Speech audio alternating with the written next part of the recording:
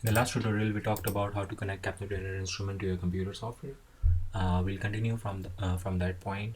I'll click on, after signing into my Calibration software, I can click on proceed without a client name to go into the session screen, and I'll adjust this screen a little bit so you can see everything here. So on the right side, you see my Calibration instrument, which I can turn it on by pressing this Calibration icon. On the left side, you see the software. So I can press this button to turn it on. Before turning it on, I want to mention that my USB dongle, which is this one, not this one, sorry, which is this one, looks like this, is already connected to my computer. One of them, like this, I have an extra one. So once it is connected to your computer, you can turn it on. And once I turn it on, you'll notice that all 4 LEDs are green, which is a good thing. The first is power LED, the second one is battery LED, and it's above 60% charge, so that's why it's green. The third one is the Bluetooth LED. It says that it is connected via Bluetooth to my computer. And the fourth one is the water trap LED. So because my water trap and lines are connected, that's why it's green. So I can go ahead and click on this connect Calibration icon to connect it to my to connect the instrument to my software. And as soon as I click on it, it turns into disconnect Kepler trainer. You can see here that my CO2, like the live CO2 signal starts moving. 93% battery is charged, and I have the 0 indicator. So 0 mean calibration enabled. So what happens is that I have to, before every session, everyone should do 0 calibration, because if you're in a room or in an environment and you're continuously breathing in it, that environment or that room has some CO2 levels.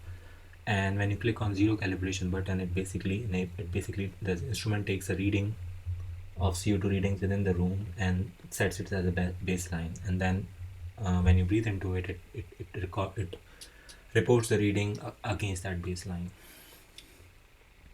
To do the 0 calibration, what you need to do is basically make sure that the lines are connected and the other part of the line, which is the nasal cannula, is not connected to your nose. It should be on the table. And then you can press the second button and you hold it down until the 4th LED starts blinking. So if I click on it, if I hold it down, you'll notice that the 4th LED starts blinking. Now sometimes it has happened that, for example, the user has the nasal cannula connected to their nose and they try to do 0 calibration. With this Go device, if you try to do that, it will not take the 0 calibration. So for example, if I wear the sampling line to my nose,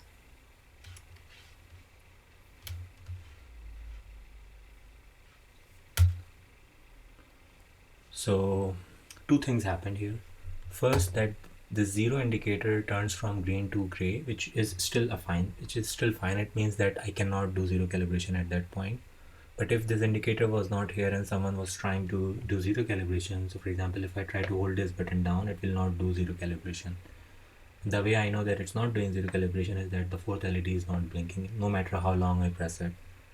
So if you want to do the 0 calibration, you should always make sure that to take the sampling line off completely your nose and put it on table and wait until this indicator turns from gray to green. It will take a moment to turn from gray to green.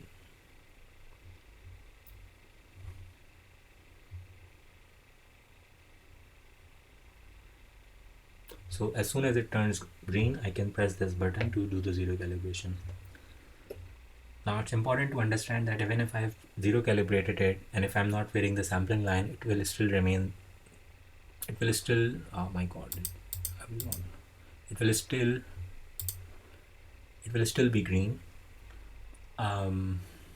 So don't get, it's not a problem. You can do 0 calibration as long as, like, you can keep doing it if you want, but that doesn't make sense. So you can start breathing after doing a 0 calibration. Thank you.